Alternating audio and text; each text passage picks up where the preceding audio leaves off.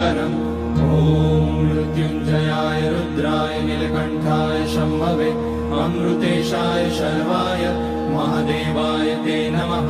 नमस्तेऽस्तु भगवन् विश्वेश्वराय महादेवाय त्र्यम्बकाय त्रिपुरान्तकाय त्रिकाग्निकालाय कालाग्निरुद्राय नीलकण्ठाय मृत्युञ्जयाय सर्वेश्वराय सदाशिवाय श्रीमान् महादेवाय नमः।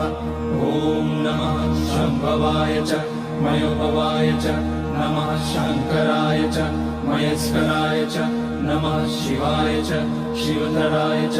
ॐ त्र्यम्बकं यजामहे सुगन्धिं पुष्टिवर्धनम् उर्वारुकमिव बन्धनान् मृत्योर्मुक्षीयमामृतात्। नागेन्द्रहाराय त्रिलोचनाय